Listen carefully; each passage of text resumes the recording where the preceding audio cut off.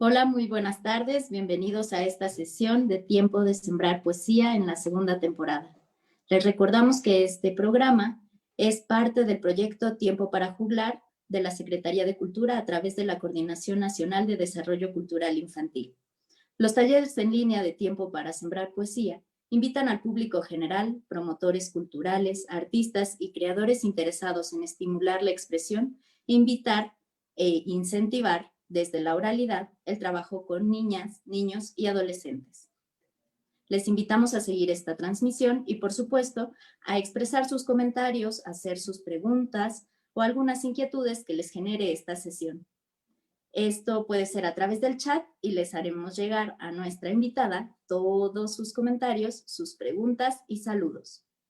Agradecemos a la Secretaría de Cultura, a la Biblioteca Vasconcelos y a la UNICEF que se suman a esta transmisión y antes de iniciar con este taller llamado Jarochaneques para rima y renacuajo, vamos a pedir un minuto de silencio en memoria de todos los que lamentablemente han perdido la batalla contra esta enfermedad.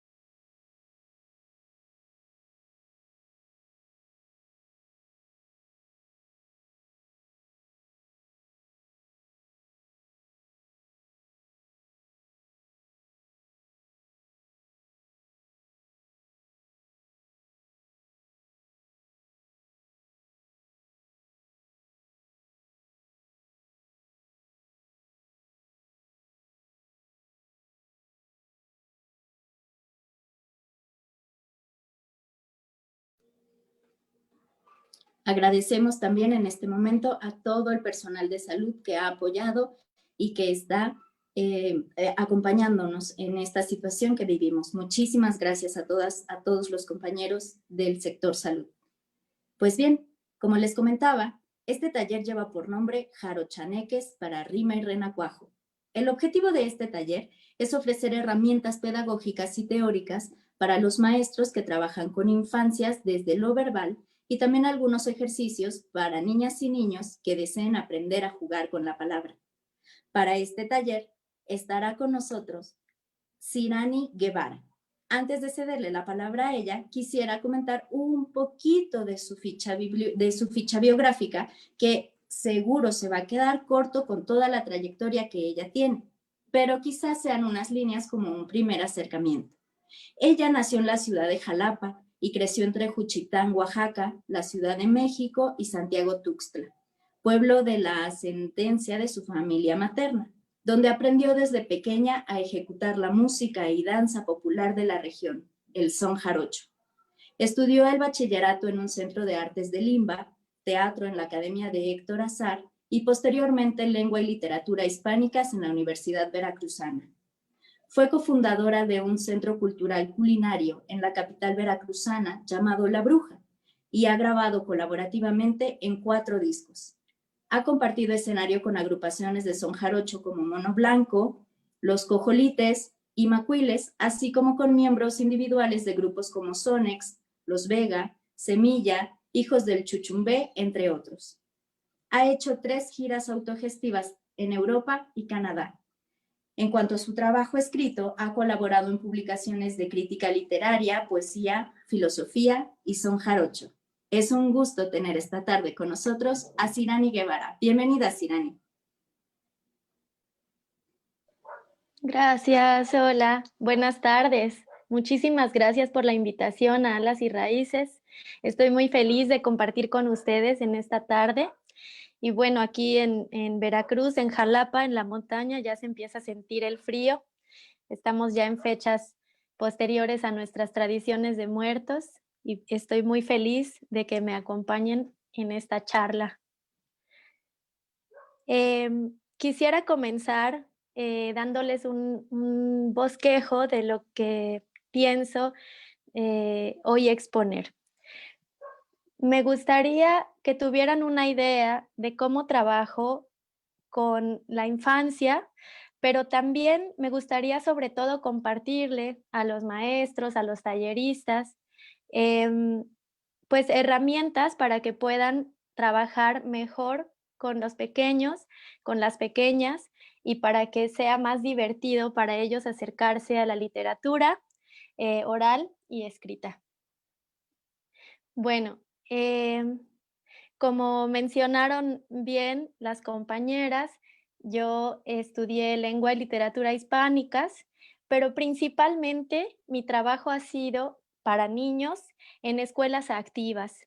Ahí he aprendido mucho sobre las pedagogías que estimulan a los pequeños a tener un acercamiento mejor con el mundo.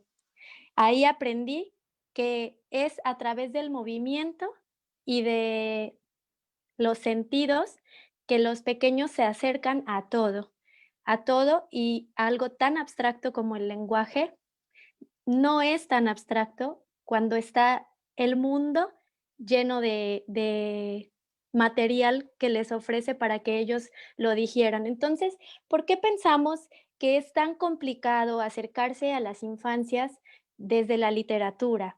¿Por qué, se vuelve igual la matemática, por ejemplo, algo tan complejo para los pequeños? ¿Por qué español y matemáticas, que en nuestro país se da desde primero de primaria, siguen siendo, complicadas, a lo largo de toda nuestra educación? Se hacen materias para algunos pesadas, incluso imposibles. La lectura en nuestro país, bueno, afortunadamente va incrementando el número de lectores, pero para ser un país donde la imprenta llegó 100 años antes que a Estados Unidos, deberíamos tener un país de muchísimos lectores. Y sin embargo, las tecnologías nuevas a veces parecen avasallar estos esfuerzos y nos preguntamos, ¿qué hacer? ¿Cómo introducir a los niños a dinámicas de matemática, por ejemplo, o de español, de lengua? Entonces, bueno, mi intención hoy es un poco compartirles lo que yo hago en mis talleres con niños y también en mis talleres con adultos o en mis talleres dirigidos hacia personas que trabajan con las infancias. Bueno, en primer lugar, me gustaría compartir eh, la importancia que le otorgo a la gimnasia cerebral. Creo que es muy importante que tengamos en cuenta toda la información que nos llega desde la neurociencia en las últimas décadas y nos sigue llegando. Yo creo que es uno de los grandes beneficios de nuestros tiempos, de nuestra época, que si bien a veces y sobre todo en años como este parece tan apocalíptica, también es muy esperanzadora porque nos va develando la ciencia cómo es que funciona nuestra mente, nuestro cerebro. Y es maravilloso, es emocionante. Eh, Al principio, por ejemplo, cuando empezaron la sociología de la música, cuando se empiezan a formar las teorías pedagógicas, las teorías psicoanalíticas, parecía algo muy lejano saber cómo funciona la música, cómo funciona la palabra, el lenguaje, y por eso mismo siempre ha estado lleno de mitos. El mito del artista como un ser tocado por Dios, que viene desde la escolástica y desde antes, desde los platónicos, como el arte como algo que está reservado únicamente para personas que tienen un espíritu conectado con el universo y con lo sagrado. Se ha venido derrumbando, afortunadamente, en las últimas 3 décadas, 4 décadas. Desde los bueno, empieza desde antes, desde los 60, 70, pero ya desde los 80 la neurociencia empieza a abrir campo y empieza a decir: "Oigan, estamos descubriendo que esto funciona así". Entonces, es importante, sí, no derrumbar absolutamente todo lo mágico que envuelve al arte, pero es muy importante desmitificar, porque creo que a la humanidad le ha servido mucho desmitificar todo lo que hace que el halo de misterio impida que la mayor parte de la humanidad se acerque a estos regalos. Entonces, por ejemplo, la neurociencia nos ha dicho en las últimas décadas que tenemos neuronas en el cerebro, que las neuronas em, tienen pequeños filamentos que cuando hacen contacto eh, transmiten señales eléctricas. Entonces, estas señales eléctricas van creando autopistas y eso es el aprendizaje. Se ha demostrado que nuestro cerebro es una máquina o es mejor que una máquina, mejor que una computadora, porque las computadoras también tienen capacidad de procesar grandes montos de información, pero al depender solo de un procesador, hacen que se creen embudos y entonces ellas se van trabando a la hora de procesar la información. En cambio, nosotros tenemos la capacidad de nunca dejar de ejercitar nuestro cerebro. Y eso demuestra que es un mecanismo hecho específicamente para el aprendizaje. Entonces, esto es muy importante que lo sepamos porque las últimas investigaciones han arrojado, por ejemplo, sobre los los soma aesthetics, arrojan que hay sentidos que no conocíamos. Siempre se nos ha dicho que es la vista, el olfato, el gusto, el oído, el tacto, son nuestros sentidos, ¿no? Pero, por ejemplo, el movimiento, que por cierto los antiguos mexicanos ya lo consideraban como algo sumamente importante y trascendental, incluso tenían así como para el viento tenían un día, también para el movimiento lo tenían. Entonces, el movimiento es algo fundamental. Sin movimiento no podemos aprender. Así como María Montessori decía que sin los sentidos, sin pasar por los sentidos el conocimiento, un niño no puede aprender las cosas, tampoco se puede aprender sin movimiento. Entonces, algo que les recomiendo mucho es que primero empecemos a crear cualquier dinámica que vayamos a hacer, siempre pensando en la libertad de movimiento. Voy a pedir a mis compañeras que por favor nos muestren algunas diapositivas que traje para apoyarme en esta exposición. Gracias. Bueno,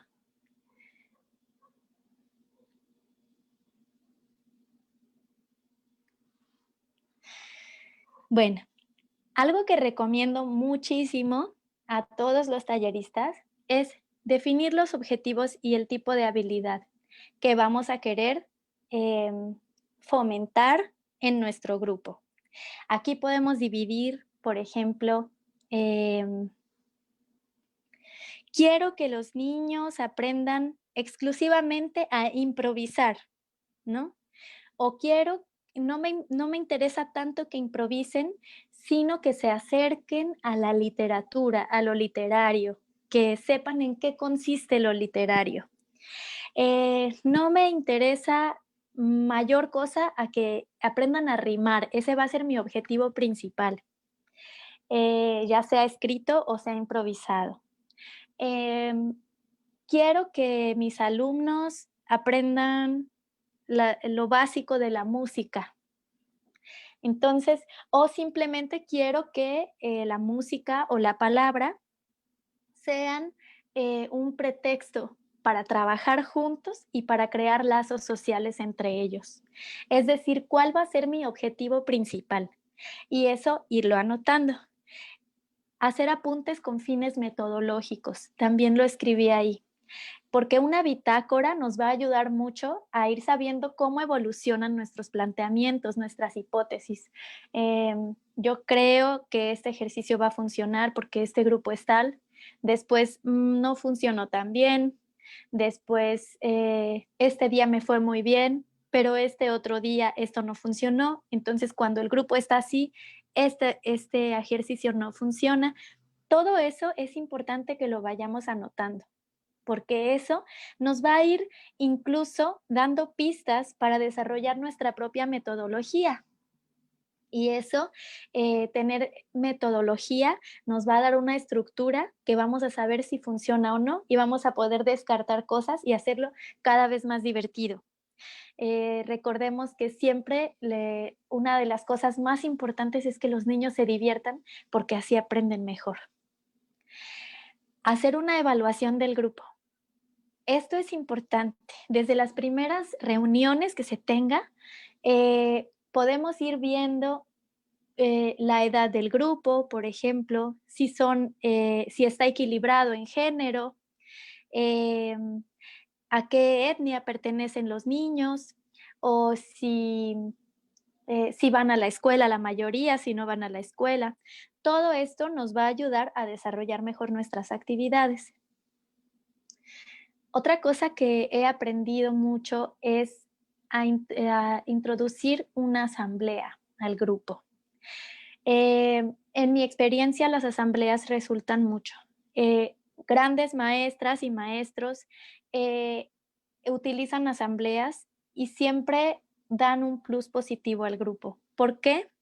Porque nos ayudan, en primer lugar, a hacer que la energía del grupo se estabilice en vez de la emoción de llegar y saludarse todos y juguetear, se estabiliza e introduce a los niños a programarse a que va a haber actividades y las actividades son en serio.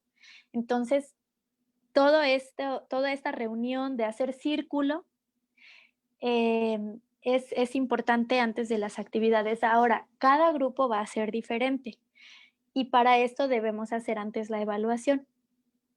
Como preguntarnos, em, quizá a este grupo le gusta la responsabilidad.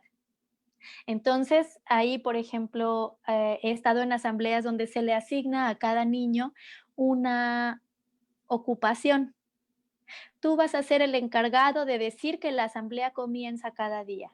Tú vas a ser la encargada de tomar el tiempo en la asamblea, ¿no? Hay otras asambleas, como por ejemplo la de la maestra Ana Sarina, que son más para recordar las reglas del grupo entre todos, que todos los días se recuerden las reglas que hay en el grupo. Hay otras asambleas, como aprendí, por ejemplo, con las maestras Gia Luana, Alba, Irene y Aida en Bunco Papalote.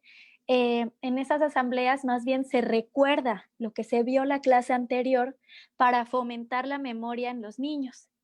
Entonces, las asambleas siempre van a tener diferentes dinámicas y eso depende de cómo quiero hacer yo mi grupo.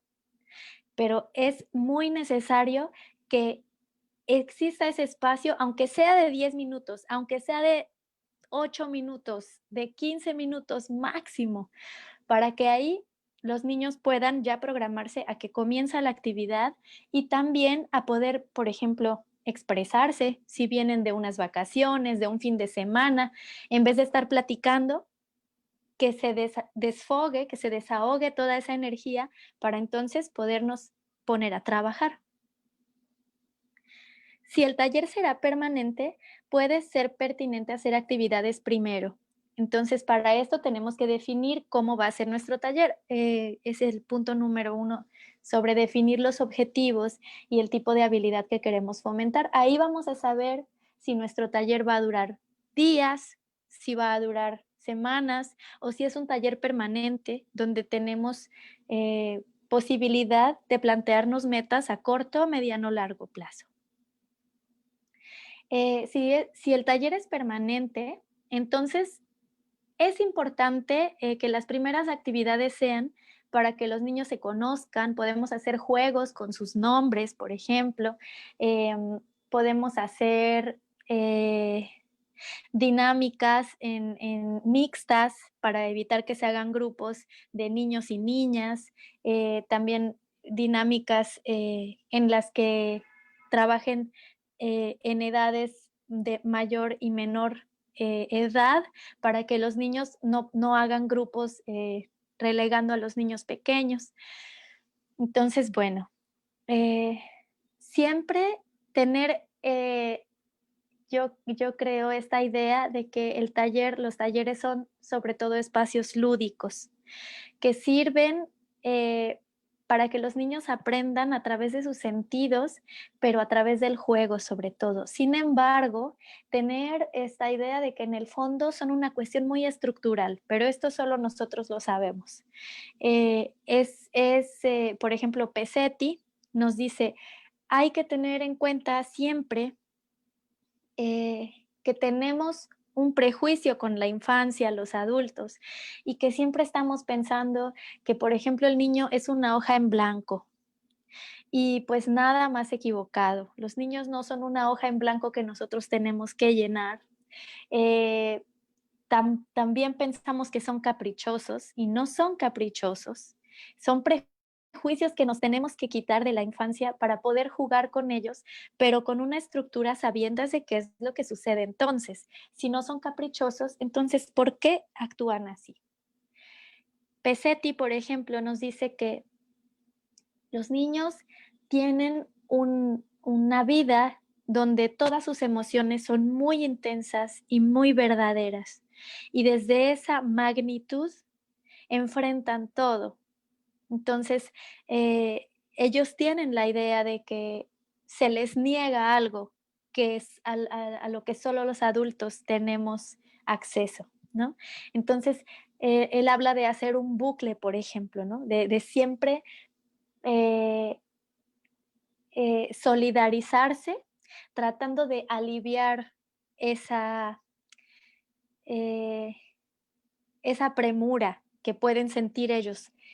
Entonces, depende de nosotros jugar, pero con una estructura que alivie esa tensión para entonces poder abrir sus mentes al aprendizaje y al aprendizaje como algo divertido, no como algo aburrido.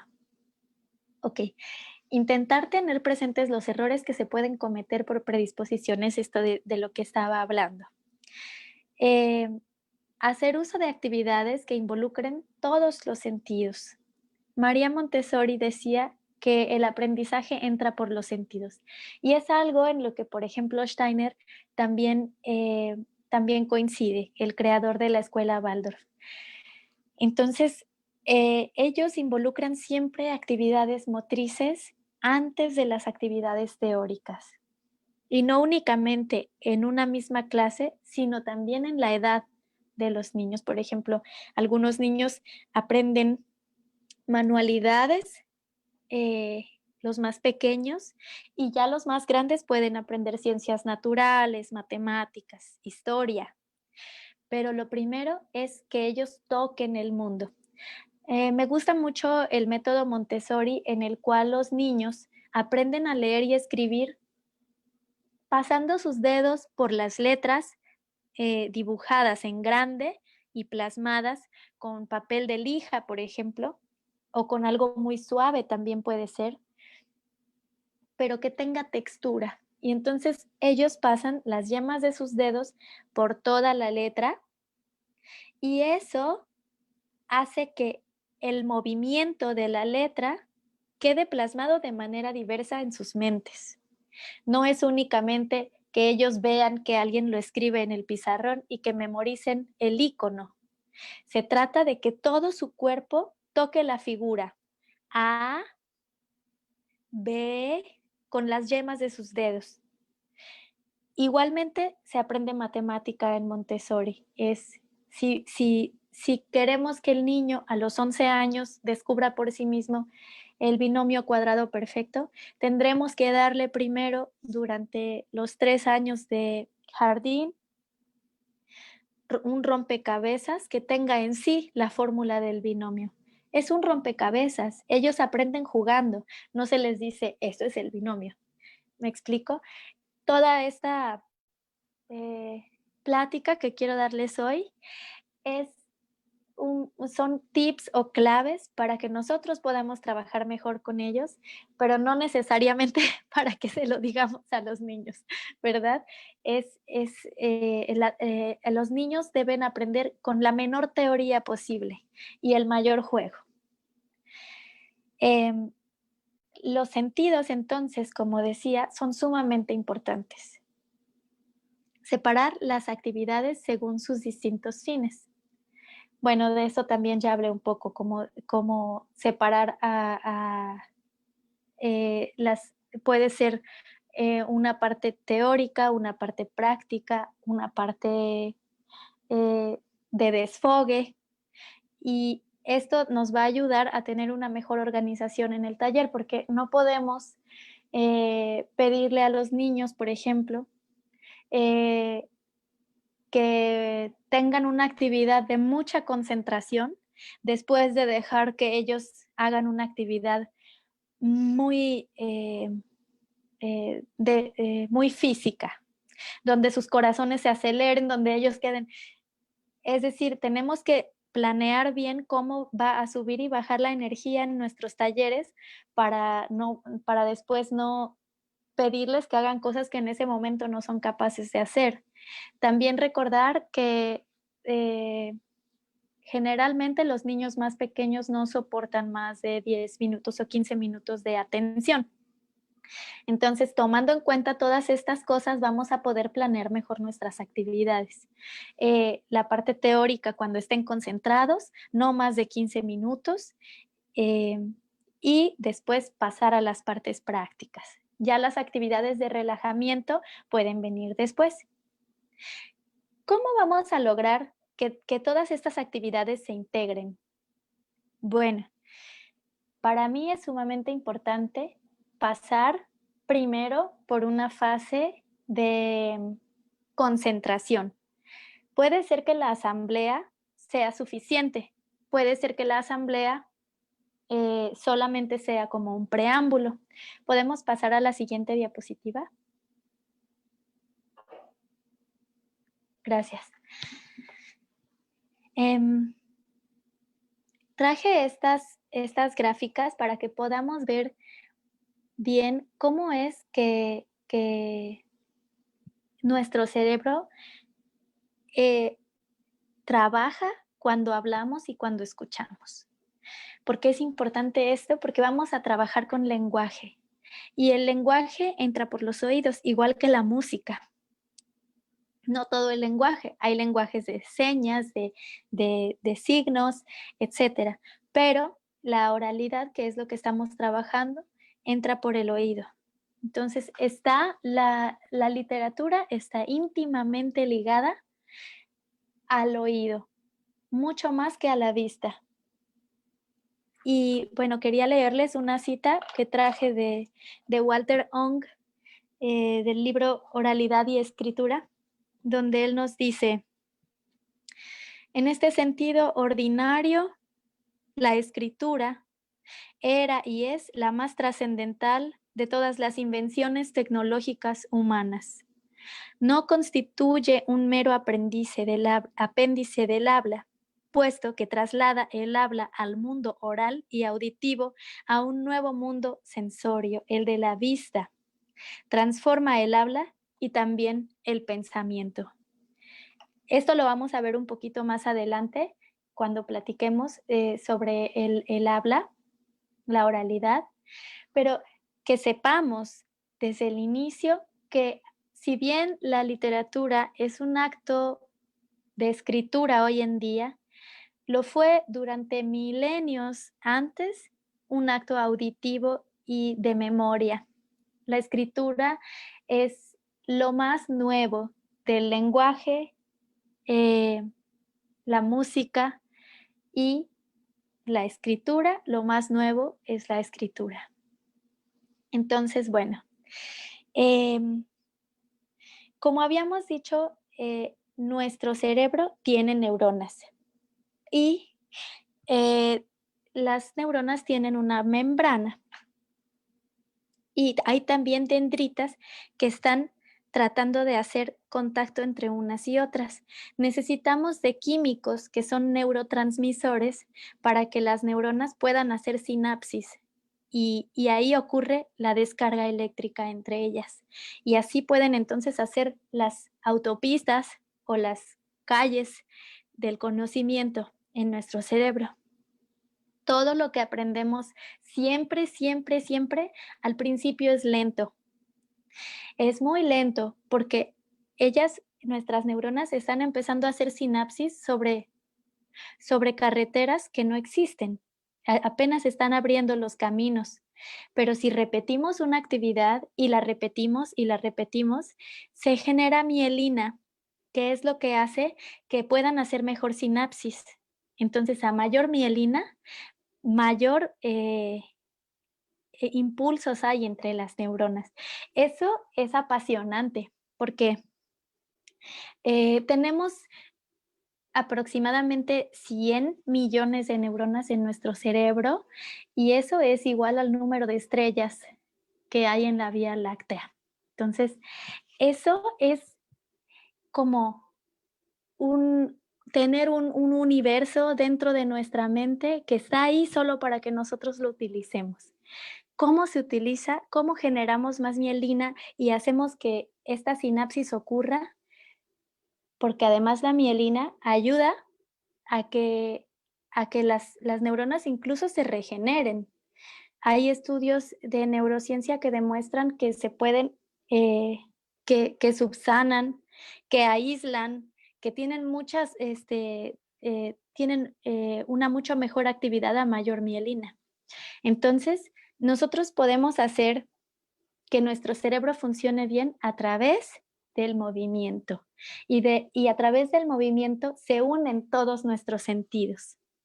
Eso es muy importante porque casi siempre en nuestros talleres se nos olvida que los niños necesitan moverse porque ellos están aprendiendo a través de sus sentidos. Y últimamente, pues con el auge de las farmacéuticas de diagnósticos erróneos también en los que cada vez existen más diagnósticos para lo que le sucede a un niño, pues muchos adultos cometen el error de decir, ay, es que este niño tiene un déficit de atención, ¿no? Y encima a veces los medican para estas cosas. Sin embargo, se ha demostrado que muchos niños tienen simplemente una manera distinta de aprender. Es decir, hay muchos niños que necesitan estarse moviendo o estar parados o estarle pegando a algo mientras aprenden, porque esa es su manera de aprender. Entonces, nosotros también podemos ayudarles a Es decir, si nosotros necesitamos que los niños estén fijos en un lugar, contenidos en un espacio, entonces podemos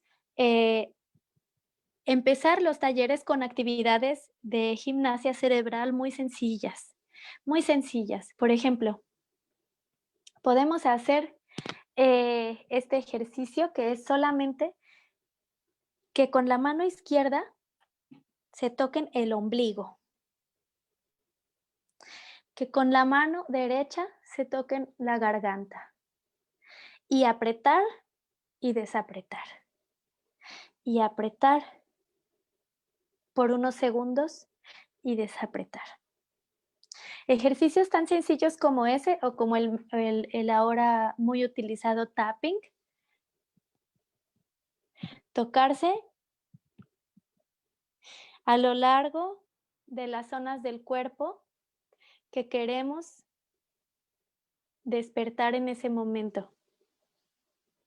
Ejercicios con los ojos, por ejemplo. Ahora vamos a hacer todos los ojos en círculos hacia la derecha. Ahora vamos a hacer todos los círculos hacia la izquierda.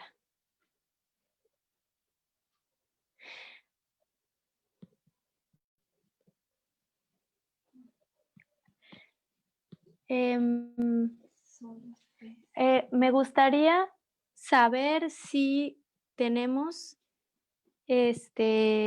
buena transmisión, porque me dicen que no se ve muy bien la imagen.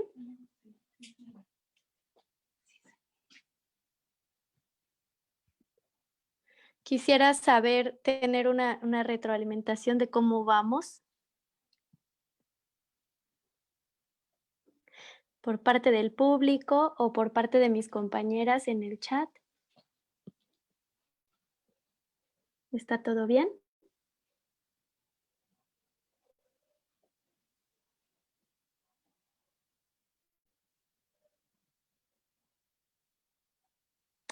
¿Alguna de mis compañeras podría ver si hay preguntas o comentarios? Claro que sí, tenemos ya saludos y hay algunos comentarios. ¿Quieres que los leamos de una vez o Sí, está bien. seguimos? ¿Sí se ve la Perfecto, mira. imagen? Sí, va la transmisión súper bien, Ah, te ok. escuchamos y te vemos muy bien. Mira, te manda saludos María Pilar Estrada, César Domínguez, Claudia Carmen Cosme Cisneros, Raúl Merino Ruiz, Isa Ortiz, Adi García, Silvia Ceballos, Alfred Osorio. Dice, saludos Irani, bella representante artística de mi estado, Veracruz. Saludos desde Ecatepec, Estado de México. Y más saludos de Aracá y Pablo Abundio. Y también hay un comentario de Idalia Cortés Aguirre que dice, muy interesante. Así que aprovechando lo que dice Idalia, continuemos porque nos hemos quedado picados. Está bien. Em, bueno, podemos también, es que ¿me veo en la pantalla? Sí, sí, te vemos la Ah, ok, diapositiva también. Estamos viendo la lámina de ok. cómo hablamos. Bueno, es importante que hagamos estos ejercicios, por ejemplo, de los ojos, en los que hacemos los ojos hacia arriba, justo al punto medio del cielo, hacia abajo, hacia el extremo derecho, después recorrerlos hacia el extremo opuesto, hacia el extremo izquierdo, y después volver a subirlos. Y hacer estas miradas en triángulo y después en sentido contrario. Esa es otra de las. También podemos hacer las cruzadas, es decir, de extremo derecho a extrema izquierda, de extremo superior izquierdo a extremo inferior derecho. Hacer estos movimientos en cruz, todo esto activa la zona de nuestros ojos. A los cantantes siempre, los maestros de canto nos dicen que tenemos que activar toda la zona de nuestra garganta para cantar. Hacer respiraciones profundas y ampliar la caja torácica. Hacer los hombros hacia arriba y hacia enfrente. Eso relaja todos los omóplatos. Tensar y destensar todo esto. Otro ejercicio que ayuda también no solo para nuestra voz, sino para todo el cuerpo, es tensarlo todo, así con caras de pasitas. Apretamos puños, pies, glúteos, estómago. Y luego todo lo relajamos. Y luego volvemos a hacerlo. Y luego todo lo relajamos. Ese ejercicio también es muy bueno. Otro ejercicio que podemos hacer es poner a los niños a dibujar ochos acostados con un gis así, o simplemente con los dedos. Los podemos imaginarnos un 8 acostado como, como la señal del infinito y luego hacia el otro lado. Puede ser primero hacia la derecha y luego hacia la izquierda, o puede ser primero con la mano izquierda y luego con la mano derecha hacia la derecha y hacia la izquierda. Estos ejercicios de concentración parecen muy sencillos y parece que no estamos ocupando lo motriz, pero todo eso activa todo nuestro cerebro. Otra cosa que podemos hacer es, con el codo derecho tocamos la rodilla izquierda, con el codo izquierdo tocamos la rodilla derecha y hacemos eso varias veces. Todo eso activa nuestra percepción de dónde estamos. Quien empezó con toda esta teoría del movimiento fue Piaget. Y él nos enseñó que los niños, por ejemplo, muy pequeños, no pueden, es, no pueden tocar los objetos con movimientos sutiles. Pueden tocar los objetos solo con movimientos muy bruscos. Ellos toman así un plumón, ¿no? Y lo aprietan y lo desaprietan así, porque ellos todavía no desarrollaron lo motriz que es sutil. Ya después de cierta edad vamos aprendiendo a tomar sutilmente las cosas. Entonces, todo el movimiento está ligado profundamente al lenguaje. La neurociencia también ha demostrado, por ejemplo, en estudios que le hacen a músicos, los conectan con estos electrodos, los conectan con electrodos y los músicos han demostrado que cuando ellos escuchan la música que les gusta, se activan todas las zonas del cerebro que tienen que ver con el movimiento, como si estuvieran bailando, pero no están bailando, están acostados adentro de una máquina que donde les están haciendo un estudio, están inmóviles, pero su cerebro cuando escucha música, y es muy probable que eso nos suceda a todos, hace que se activen todos los músculos como si estuvieran bailando. Eso quiere decir que nuestra mente y lo que escuchamos está profundamente relacionada con lo motriz. Y no es únicamente por el baile, pero sí tiene que ver con la evolución de las artes en los seres humanos. Entonces, Einstein decía que el aprendizaje, la experiencia es el único aprendizaje. Todo lo demás es información. Uno puede tener muchísima información y le podemos atiborrar a un niño de información, pero no va a tener aprendizaje hasta que tenga la experiencia de pasar por esas cosas. Es sumamente importante. Y por eso es peligrosa la era informática, porque pensamos que los niños son seres ya formados como nosotros y pueden tomar un teléfono y tener discernimiento con él, pero los niños necesitan moverse, necesitan tocar cosas y todo lo que ellos vayan haciendo de cálculo con su cuerpo y con su movimiento, esos son los estudios de somaestética, están demostrando que eso es lo que crea las conexiones en las neuronas. Entonces, es muy importante que tengamos en cuenta que todo lo que nosotros conocemos es porque ha pasado por nuestros sentidos. Y en este sentido es muy importante que sepamos que por eso las personas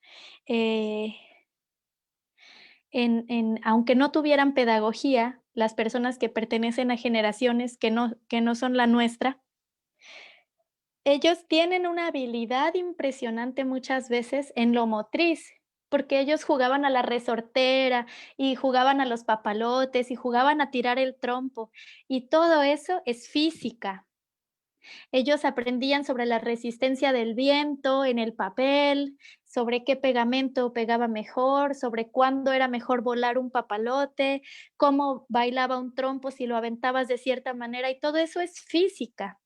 Los niños aprendían antes a tener interacción con el mundo, que es la principal función y motivo de nuestro cerebro.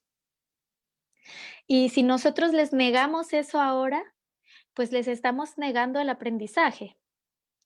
En ese sentido, es muy importante que hagamos estos ejercicios, aunque sean pequeñitos, antes de nuestras clases, para activar todo esto en los cerebros de nuestros pequeños. Ahora, ¿podemos pasar a la siguiente diapositiva?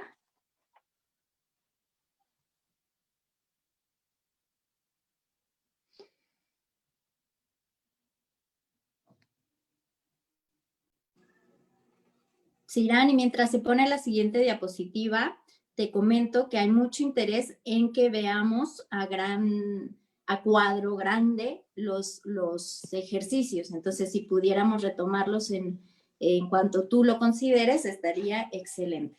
¿Sabes qué? ¿Sabes qué me sucede?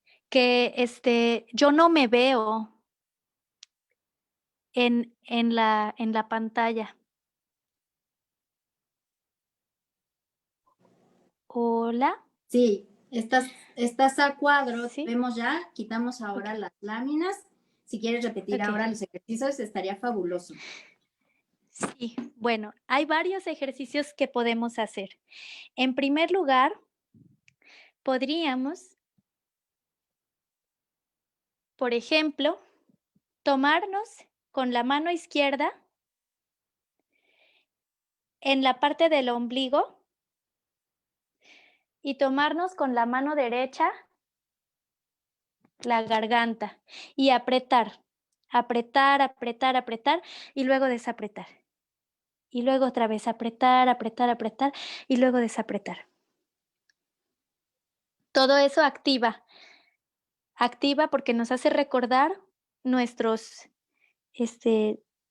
todas nuestras vísceras y también activa toda esta zona que casi no sentimos a veces. También el tapping lo podemos hacer en todo esto, desde abajo a todo este caminito que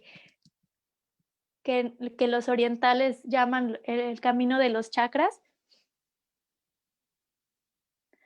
Todo esto. Los ejercicios de los ojos, por ejemplo, podemos hacer los ojos hacia arriba, los ojos hacia un extremo, los ojos hacia el otro y los ojos hacia arriba otra vez. Y hacer este movimiento triangular y luego al revés.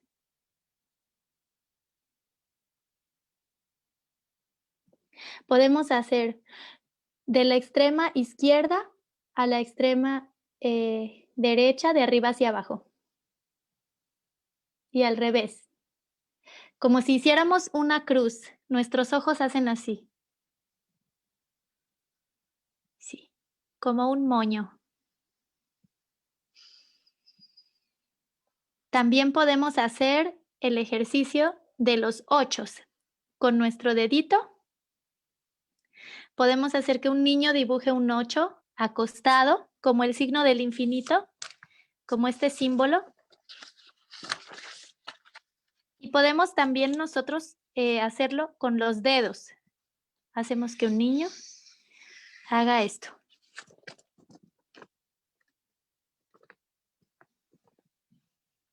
Puede ser invisible y puede ser que lo hagamos con un gis.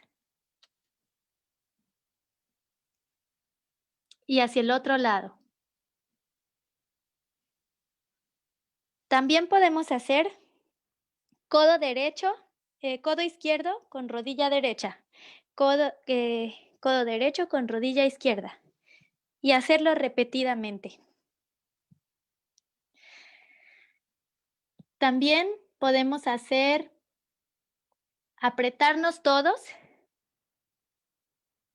incluso nuestros ojos, nuestra boca, nuestros glúteos, nuestro abdomen y relajar. Y otra vez. y relajar. La mayoría de los grandes maestros, no nada más de las artes marciales, sino también de la pedagogía, han tenido movimientos que van con su metodología.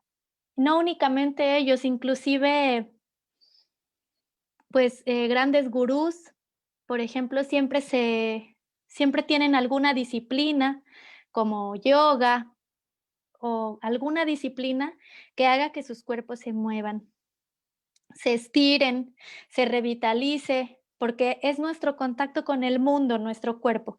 Necesitamos avivarlo antes de cualquier cosa. Por ejemplo, Carlos Castaneda, ya yéndonos un poco más lejos, tiene esto de la tensegridad o Steiner tiene la euritmia de hacer movimientos. Hay muchísimas metodologías que se pueden ocupar, ya sea, por ejemplo, estas. Cada disciplina tendrá lo que ellos consideran que es mejor, pero lo que es muy importante es que sepamos que nuestros niños necesitan moverse, no nada más sentarse y escucharnos. Ellos necesitan moverse para aprender mejor y si antes de sentarlos a escucharnos o a escucharse entre ellos, nosotros los ponemos a hacer alguna actividad física básica, como es la gimnasia cerebral o como sean cualquier otra actividad que a nosotros nos parezca mejor, ellos van a aprender mejor y con más disposición. Entonces, bueno, también recordar que podemos ver la siguiente. Gracias. También recordar que la música perdón, ¿podemos regresar al anterior? Les quería solamente decir, miren, ahí hay algo que se llama lóbulo parietal, lóbulo frontal y lóbulo temporal. Entre estos, lóbulo temporal y lóbulo frontal, hay algo que se llama área de Wernicke, área de Broca y un arco que se llama fascículo arqueado. En estas áreas, dependiendo de qué área no funcione mejor, se producen diversos impedimentos para aprender bien el lenguaje o para expresar, para hablar bien. Entonces, si un niño tiene algún impedimento con el lenguaje, es porque alguna de estas áreas no está funcionando bien, pero nuestro cerebro es tan maravilloso que está en constante movimiento. El cerebro nunca deja de moverse ni de, digamos, actualizarse para seguir haciendo la comparación con la computadora. Siempre se está actualizando y si una parte falla, todas las demás partes empiezan a hacer contrapeso para ver cómo se puede equilibrar eso. Entonces, bueno, tenemos este maravilloso universo, esta maravillosa galaxia dentro de nuestra cabeza que es capaz de todo lo que hemos generado hasta ahora como humanidad. Ahora sí pasamos a la segunda, por favor.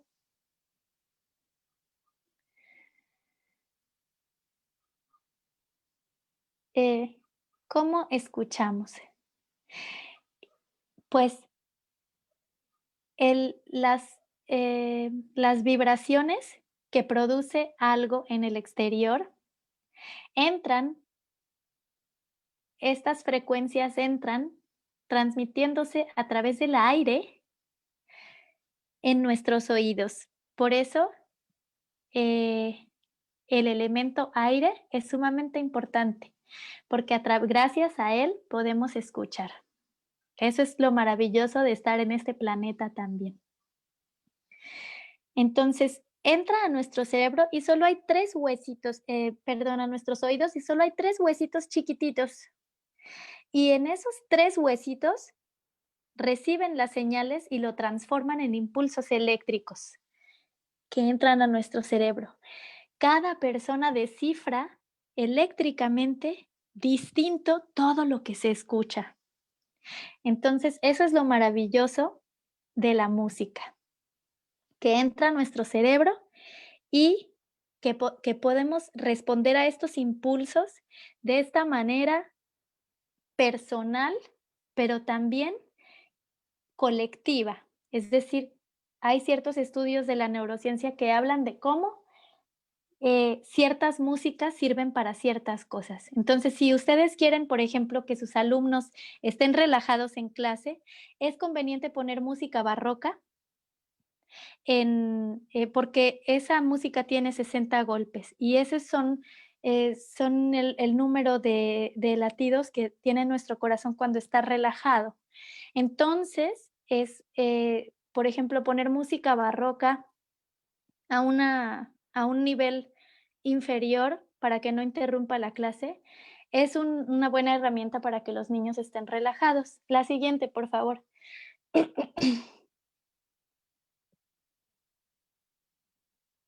Estas son flautas, flautas hechas con hueso de cisne, con hueso de oso, con hueso de cúbito pues sí, de cisne o de buitre o animales muy grandes. ¿Podemos pasar a la siguiente?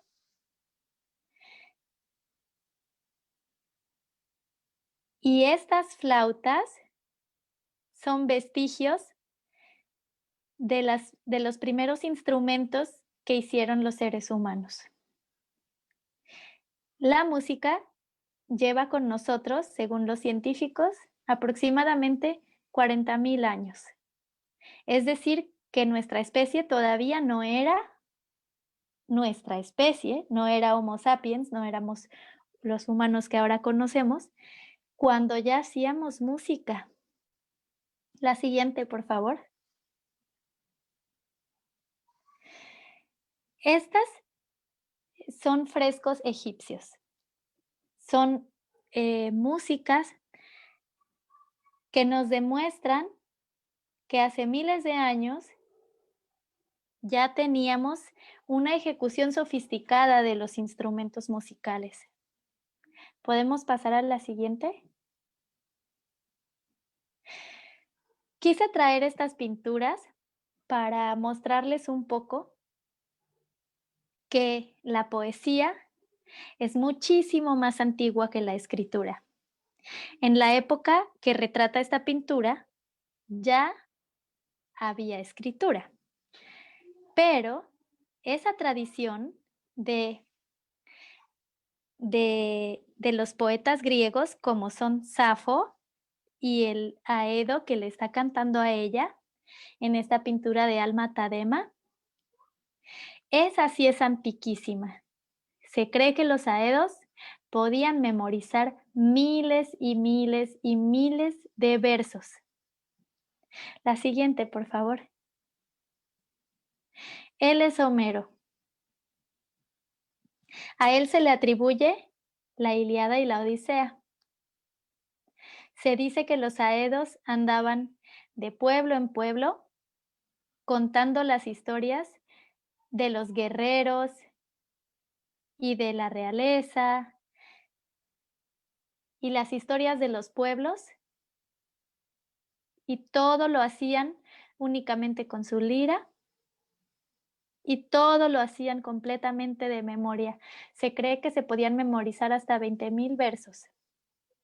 La siguiente, por favor. Les quería traer esta tablilla para mostrarles cómo es la escritura cuneiforme. Aquí el ser humano empezó a escribir, empezó a intentar representar lo que antes solo tenía en la memoria. Por ejemplo, Enheduanna vivió en el año 2285 antes de Cristo. Ella es la primera poeta que se conoce, digamos, de autor, la primera autora de que se tiene registro. Enheduanna escribió antes de todas las grandes epopeyas que hoy conocemos, y ella escribía con escritura cuneiforme. La siguiente, por favor. Aquí empezamos a ver cómo los signos que antes se hacían en tablillas empiezan a tratar de representar algo.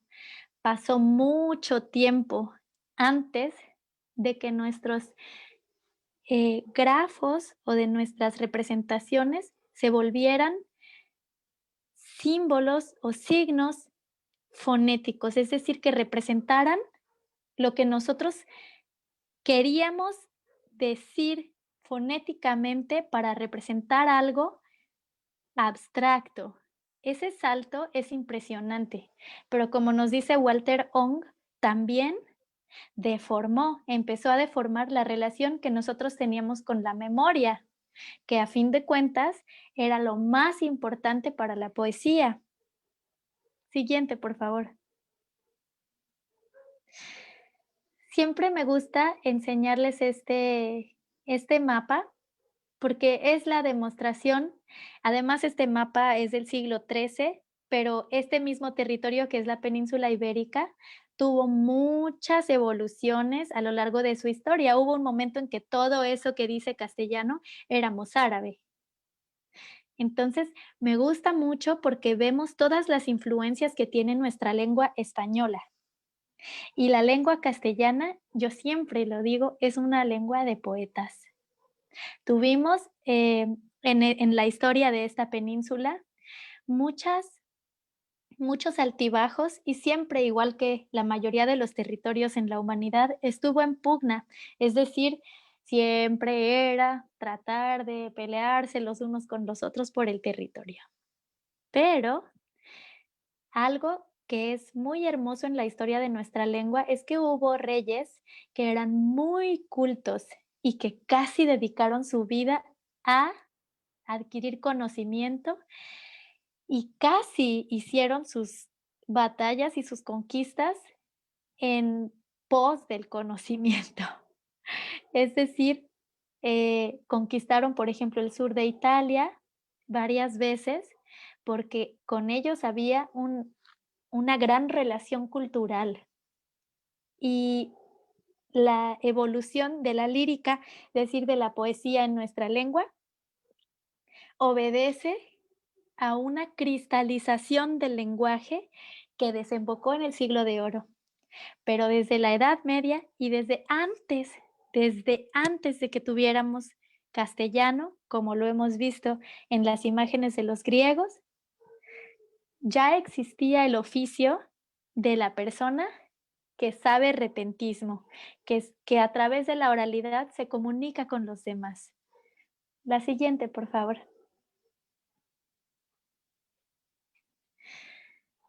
Bueno, les repito que todo esto que les platico es no para que lo digan a los niños, es simplemente porque me gusta transmitir y me gusta que, que a quienes yo les transmito esto también consideren en transmitir esta emoción que nos causa saber que nuestra lengua es tan maravillosa y saber que nuestro cerebro es tan prodigioso, porque gracias a eso tenemos un sinfín de oportunidades y de, de dibujos que hacer con nuestra mente, de matices que podemos hacer. Entonces, les voy a proponer algunos ejercicios, pero ustedes pueden también hacer los suyos propios. Siguiente, por favor. Nada más un poquito de la anterior. Generalmente la lírica popular está en la columna de la derecha. Es esto que se llama arte menor. El arte mayor generalmente es escrito. El arte menor generalmente es oral. Y ahí pertenecen nuestras coplas, nuestras redondillas, nuestras sextillas, nuestras cuartetas y el tipo de estrofas que nosotros ocupamos en el son jarocho y que ocupamos en la lírica popular hispanoamericana. La siguiente, por favor. Bueno, por ejemplo, bueno, hasta aquí me gustaría saber, antes de empezar con las actividades, si alguien tiene dudas o si alguien quiere comentar algo. Pues tenemos preguntas, un par de preguntas y más saludos. Voy a iniciar con los saludos. Te manda saludos Miguel Romero, Josefina Ramírez Vargas desde Chimalhuacán, Estado de México, Karen Domínguez desde la Guardería Española de Acapulco Guerrero, Adi García dice saludos y gracias por este aporte. Monse Torres dice muy interesante, felicidades por estas transmisiones. Y Vecino Ona Dosca pregunta, en este modo de la computadora y series televisivas, videojuegos, ¿cómo incentivar a los niños a efectuar actividades físicas? Sí, efectivamente creo que es de las dificultades, los retos mayores que vamos a enfrentar teniendo niños en casa, porque ellos pues tienen mucha más energía que los adultos y a veces pues todos estamos cansados, pero ellos necesitan moverse. Entonces es muy importante que se destine un tiempo para hacer ejercicios, aunque sea en casa. No es necesario que corran. Por ejemplo, la yoga es muy buena opción porque es solo estirar, estirar, estirar todo.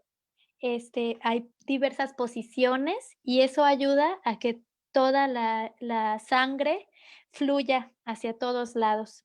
Y se necesita solo un espacio pequeño para poner un mat de yoga. También puede ser estos ejercicios de gimnasia cerebral o ejercicios en los que no necesiten acelerarse demasiado, pero que sí signifiquen una conjunción de sus cuerpos con el resto del mundo. También lo que se puede hacer es eh, música. Eso también los ayuda mucho a llevar un ritmo, asociar los sonidos con los... Lo importante es que ellos ocupen sus cuerpos. Esta modalidad de que el niño esté solo viendo una pantalla, eh, no solamente empobrece su desarrollo cognitivo, sino que les crea impulsos de acción en el cerebro. Es decir, eso también lo ha demostrado la ciencia, que si un niño ve la televisión y está viendo que en la televisión los personajes se corretean, se pegan, digamos, Tom y Jerry, ¿no? Yo sé que ya quizá ni se vea Tom y Jerry, pero es un ejemplo de una caricatura que conozco. Ellos se corretean, se pegan, se hacen travesuras. Entonces, eso en la información, porque además nuestro cerebro no tiene la capacidad de discernir entre, por ejemplo, el dolor físico y el dolor emocional. No, también podemos sentir en nuestro cuerpo lo que le pasa a otras personas. Por eso a veces escuchamos que alguien se pega o vemos que se cae y sentimos feo, porque tenemos esa capacidad. Entonces, esos estímulos hacen que un niño esté continuamente, eh, su cerebro emita frecuencias para moverse. Es decir, lo que le dicen todas estas caricaturas es muévete, corre, etcétera. Pero al mismo tiempo su cerebro reprime eso y manda otra señal que dice quédate donde estás para seguir viendo esto. Entonces, el niño está atrapado en una serie de estímulos contradictorios que generan como una bobina en su interior. Y si ellos no sacan toda esa energía. Por eso, ¿qué sucede cuando les apagan la televisión a los niños? Pues ellos tienen todo esto acumulado dentro. Entonces, lo importante es, no necesitan ser actividades aceleradas, al contrario, hay una sobreestimulación para los niños ahorita. Lo importante es que ellos sientan con tranquilidad el tiempo que se necesita para cada cosa, el tiempo que se necesita para hacer con plastilina, por ejemplo, algo. Eh, el barro, la cera, todo lo que se puede moldear, en su defecto plastilina, es también muy productivo porque ellos están utilizando sus dedos y todo ese movimiento es lo que va a hacer que ellos puedan generar toda esta mielina. Lo importante es que ocupen sus cuerpos, no importa tanto el tipo de actividad mientras sea motriz, que no sea nada más visual, porque lo visual no es conocimiento, tiene que entrar por el tacto, por el gusto, por el olfato y por la vista y el oído, no solo por la vista.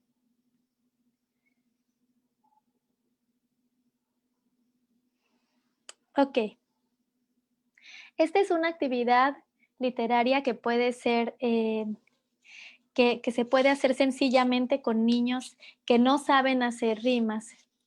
Podemos decirles, intenta, por favor, encontrar la rima de cada palabra. Entonces ahí vamos a especificarles. ¿Tú crees que azul rime con fuego? ¿Tú crees que rojo rime con nubes? Entonces, ellos van a tener que asociar. Les podemos ir leyendo hasta que me digan esa, ¿no? Cielo, tierra, fuego, viento, árbol, nubes, hormiga, trigo. Rojo, amarillo, verde, violeta, naranja, gris, café, rosa. Ah, creo que me confundí, esta era otra. Esto era únicamente asociar, disculpen, esto era únicamente asociar qué color asocias con qué elemento. Perdón, esta no tenía que ver con rimas. Esto es más para trabajar el sentido de la asociación, porque va a ser necesario cuando queramos entrar a campo semántico, ¿no? Entonces, aquí es válido, porque cualquier niño puede asociar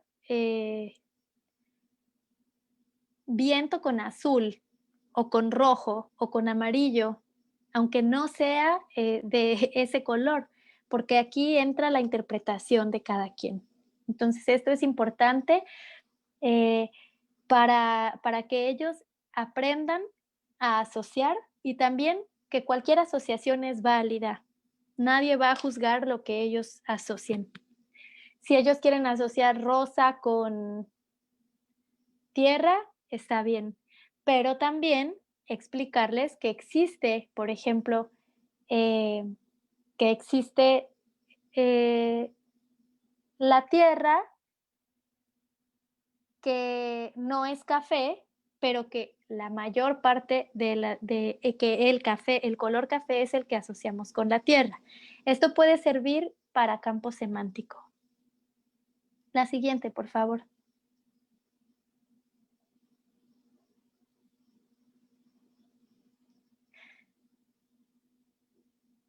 Aquí sí vamos a trabajar ya con rima.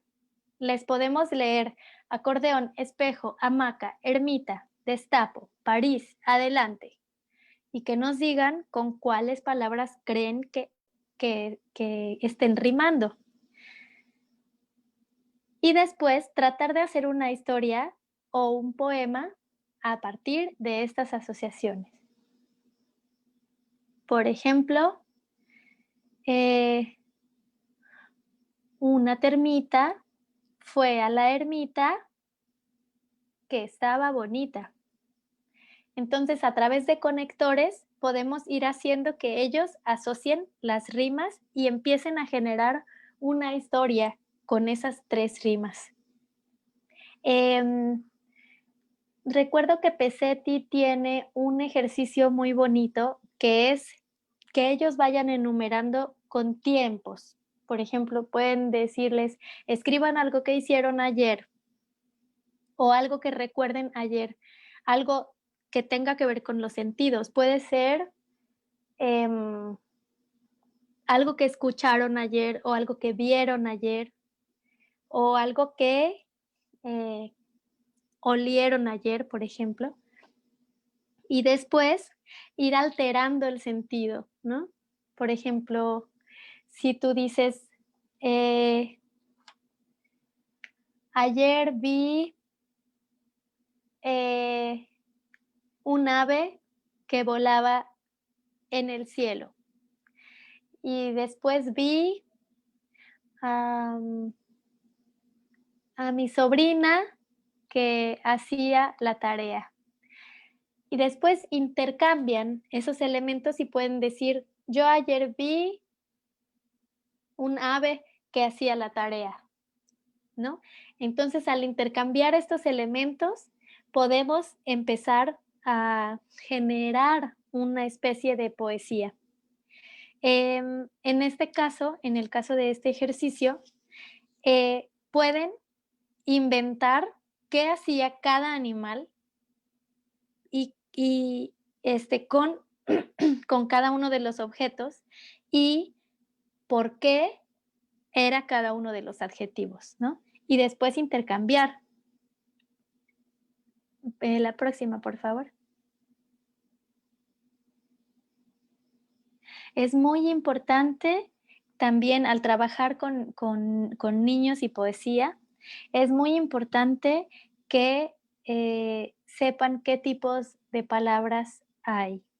Entonces, en este sentido, yo me he encontrado incluso con adultos que no distinguen muy bien entre las palabras agudas, graves y esdrújulas, graves o llanas y esdrújulas.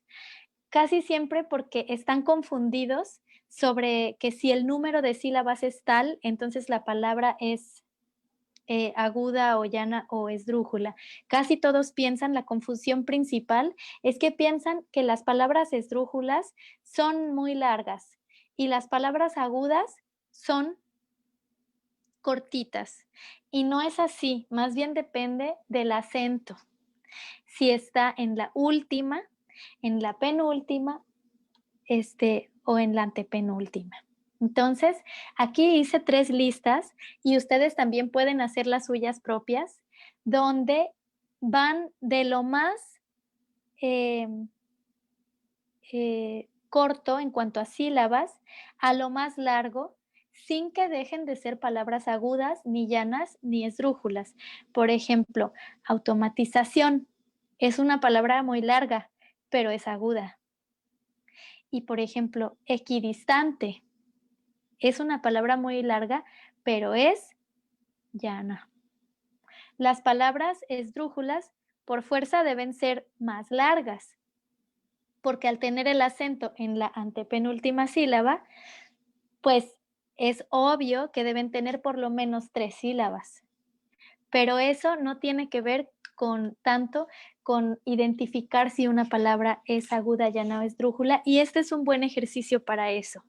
Entonces vamos a hacer un montón de palabras chiquitas, en el caso de agudas, ir desde chiquitas hasta lo más larga que una palabra puede ser siendo aguda. Y empezando por 2, ¿qué es lo más largo que una palabra puede ser siendo llana? Y hacer una lista de sílabas, aunque sean trisílabas, tetrasílabas, pero que sean todas esdrújulas independientemente del número de sílabas que tienen. La siguiente, por favor. Aquí me gustaría que me contaran ustedes qué es lo que notan en esta diapositiva. Y también me gustaría que ustedes hicieran este ejercicio en casa. Podemos ir primero ejercitando frases de menor número de sílabas y luego ejercitar frases de mayor, pero siempre muy conscientes de cuál es el número de sílabas que queremos ejercitar. Hay maestros como por ejemplo Alexis Díaz Pimienta que han bautizado el arte de hablar en octosílabos como el octoñol. Y diferentes maestros tienen diferentes metodologías. Por ejemplo, Ana Sarina, ella nos dice que el octoñol es taca, taca, taca, taca, ¿no? Alexis Díaz Pimienta nos dice que es lero, lero, lero, lero, lero, lero, lero, la. Y así diferentes maestros van a tener diferentes metodologías o diferentes sonidos, pero lo que es importante es que nosotros nos podemos hacer balizas con cualquier sonido. Queremos aprender a identificar los bisílabos, los trisílabos, los tetrasílabos, los septasílabos. Entonces, así ir ejercitando. En este caso, vas bien, son 2 sílabas. Fueron 3. Son 3 sílabas. Pan y vino, son 4. Me gusta mucho, son 5. Estamos buscando, son 6. Chispas de chocolate, son 7. ¿Quieres ir al zoológico? Ahí está nuestro octoñol. Siento que todo me da vueltas, son 9. Llueve con fuerza, duermen las aves, son 10. Viento tras viento la nave zarpaba, son 11. Mira qué bien estudié matemática, son 12. Voy a contarte de nuevo los cuentos de allá, son 13. Quien no probó la fruta madura, que me diga, son 14. Y así sucesivamente podemos hacer el ejercicio de ponernos un número de sílabas que queremos efectuar e intentar sacar cualquier frase, aunque no tenga sentido, pero que sea con ese número de sílabas. Y bueno, me gustaría que ustedes en el chat pusieran, por ejemplo, frases con octosílabos, 8 sílabas. Ese, a lo que Alexis llama el octoñol. La siguiente, por favor.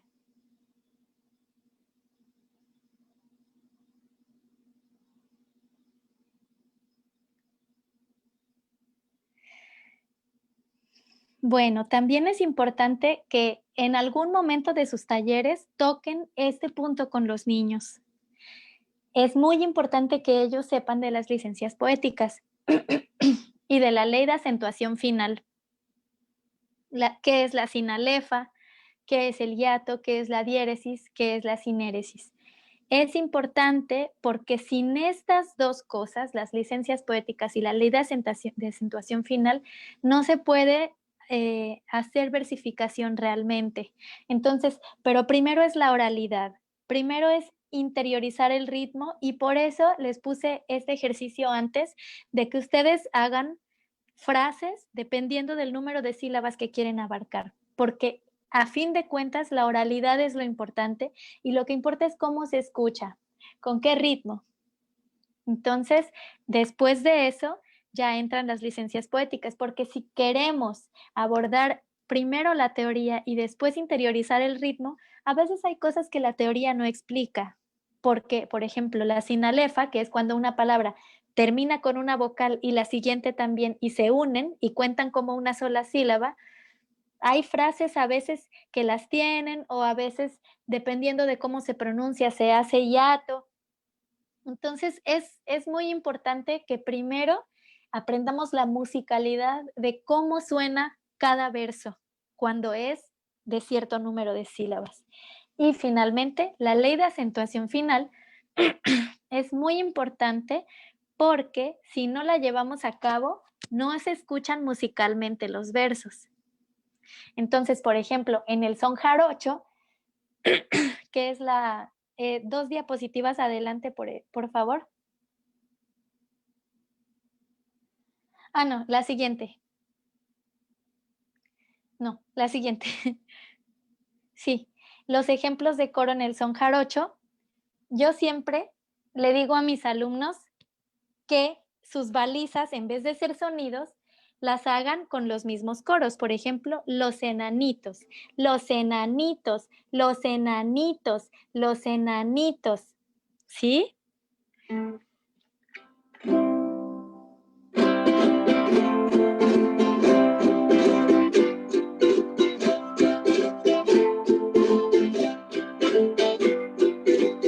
Los donde Santiago hizo del mar. Los enanitos ya se enojaron porque a su nana la pellizcaron. Se hacen chiquitos, se hacen grandotes, los enanitos, los enanotes. Se hacen chiquitos, se hacen grandotes y hacen la rueda del guajolote.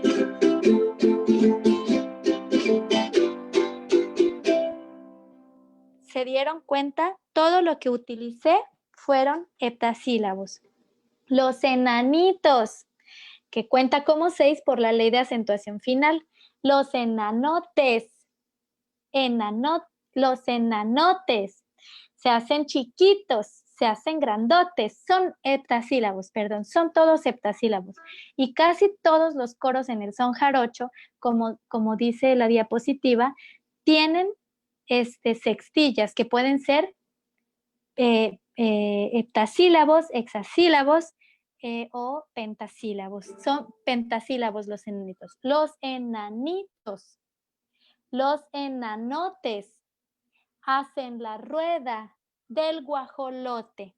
Alexis Díaz Pimienta, si me ve me mata porque siempre nos dice que no contemos con los dedos. Es mejor interiorizar el ritmo. Ya sabemos que los enanitos es un pentasílabo. Entonces, con esas balizas ya no necesitamos interiorizar un ritmo. Con esas balizas ya sabemos que si cabe con los enanitos, entonces es pentasílabo. Por ejemplo, iguana mía, ¿para dónde vas? Que voy para el pueblo de Soledad. ¿Será mentira? ¿Será verdad? Siguen siendo seguidillas. Pueden ser de 5, de 6 o de 7 sílabas los versos, los coros en el son jarocho. Por ejemplo,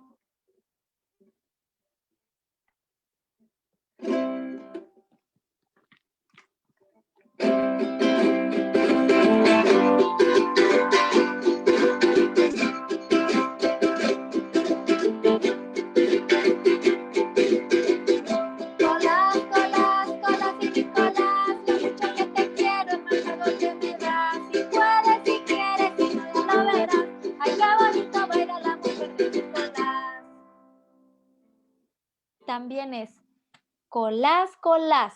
Como es agudo, es pentasílabo. Colás y Nicolás es un heptasílabo. Casi muchas seguidillas, casi todas las de la bamba y el colás son de 5 y 7. Entonces, bueno, vamos a una anterior a esta. Una anterior, por favor. Las adivinanzas también son una muy buena manera de saber cómo es que los niños asocian las ideas, cómo descubrir esto. Y nosotros también podemos hacer adivinanzas. Estas son ejemplos de adivinanzas con rima. ¿Por qué? Porque para los niños siempre que algo sea musical va a ser mucho más atractivo por la misma cuestión de los sentidos. Entonces, si un elemento incluye ritmo, incluye letra y también melodía, entonces es muchísimo más impactante para el niño y lo va a tener mucho más atento porque es dinámico. Ahora me gustaría contestar alguna de sus preguntas porque nos queda poco tiempo. Ya estamos entrando en la recta final. ¡Qué cosa! Dicen por aquí, Miguel Méndez te dice, sí, Dani, qué bonita plática, muy ilustrativa, me encanta. Tere Negrete dice, es muy interesante, me gusta, felicidades a la expositora. Llueven saludos, llueven abrazos, buenos comentarios, pero el tiempo vuela, así que si quieres vamos cerrando. Cuéntanos, ¿qué tenemos para cerrar? Bueno, como última anotación, me gustaría, si quieren, bueno, a mí me gustaría, yo quería antes tocar lo del sentido figurado porque es súper importante, pero es complejo también, entonces lo podemos dejar para otra plática y vamos a las conclusiones.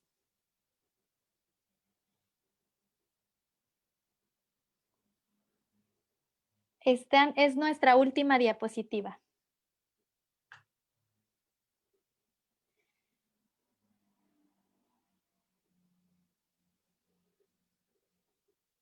Esta.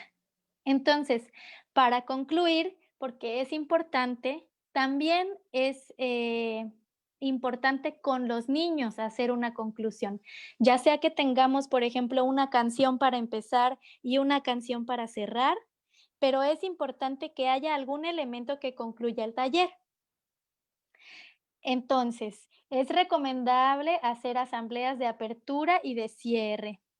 Es necesario hacer un diagnóstico del grupo y de su estado de ánimo para que sepamos qué nos resultó, qué no nos resultó.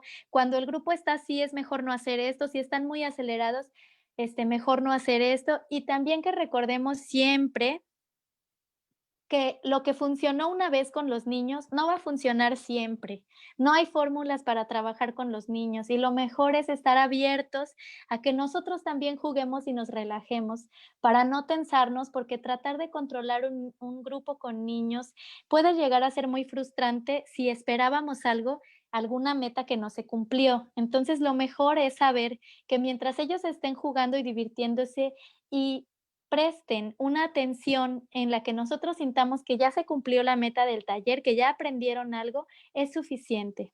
Entonces, eh, comenzar las clases recordando es un ejercicio de reforzamiento. Eso se lo aprendí a las bonqueras. Un abrazo a Bonco Papalote, que siempre las tengo en el corazón. Y es muy bonito, sobre todo a la hora de leer libros, porque recordar es un ejercicio de memoria, además de un ejercicio de improvisación. Hacer actividades físicas primero, emocionales o teóricas después y al final las de relajamiento o dispersión. Entonces, todas estas de gimnasia cerebral, que no sean tampoco súper explosivas, que sean solo como para que ellos despierten sus cuerpos, activen sus mentes y ya le avisen a su cuerpo que viene la concentración. Hacer hincapié en la cultura en que nos encontremos. Es decir, si toda esta tradición viene desde África y desde los griegos y desde los romanos y pasando por los españoles y llegó a Latinoamérica y seguimos trovando, seguimos siendo bardos y repentistas, pues no es que sea nuevo en ningún lugar. Lo que hace valioso nuestra tradición es que es distinta en cada lugar.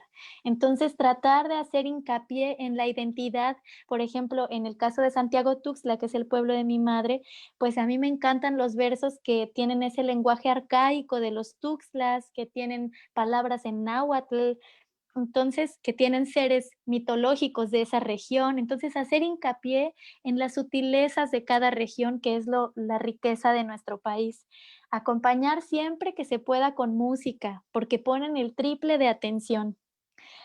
Tratar de jugar lo más posible, teorizar lo menos. Estas cosas que hoy les platiqué son para ustedes, pero con ellos siempre la teoría, recuerden que es el fondo, la estructura, y lo superficial, la práctica siempre tiene que ser lúdica.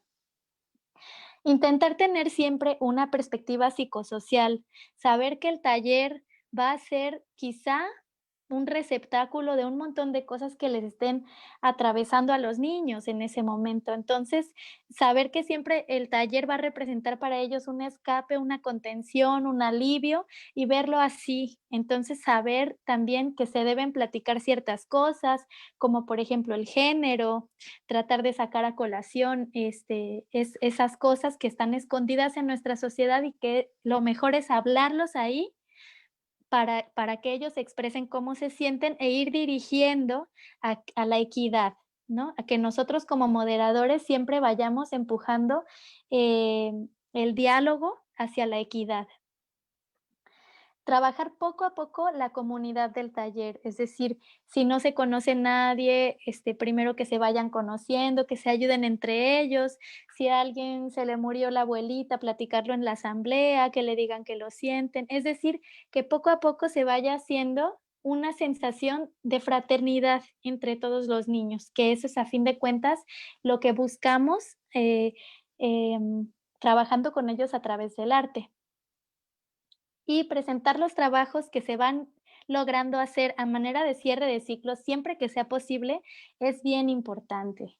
Siempre que un folletito, que grabamos una canción entre todos, que vamos a tener una presentación, que se van a agarrar en una retreta estos 2 niños en tal festival, siempre que ellos vayan sintiendo, como decía María Montessori, que cada cosa que hacen es una conquista, es una conquista de ellos hacia el mundo. Es decir, así como un niño logra comer solo, con sus cubiertos, también cada día que un niño logra algo nuevo, rimar, etcétera, todos estos elementos representan para ellos avances grandes que les, como dice Pesetti, les reorganizan el mundo y les dan un terreno firme, seguro, en el que ellos sienten que están pudiendo lidiar con esta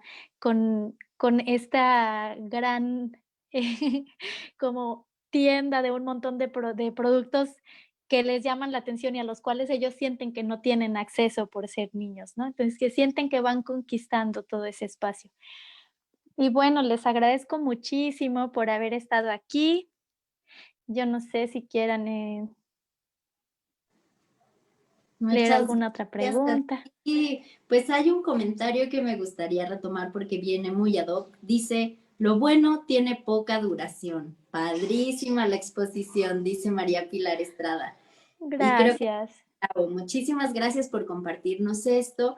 Y esa sesión que queda pendiente tendrá que agendarse para darle continuidad a todo lo que podemos compartir, a lo que nos puedes enseñar, a lo que podemos ahondar. Y claro, quedan pendientes también los octosílabos que por ahí se tienen que estar escribiendo, ¿eh? No crean que no nos Sí. dimos cuenta.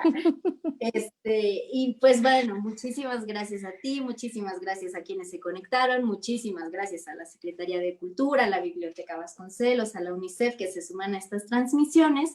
Y les recordamos pues que los que siguen estas sesiones de Tiempo de Sembrar Poesía pueden solicitar su constancia, así que métanse al Facebook de Tiempo de Sembrar Poesía y ahí también van a encontrar esta sesión que va a quedar guardada por si la quieren compartir, por si la quieren revisitar y también las otras sesiones que ha tenido este programa.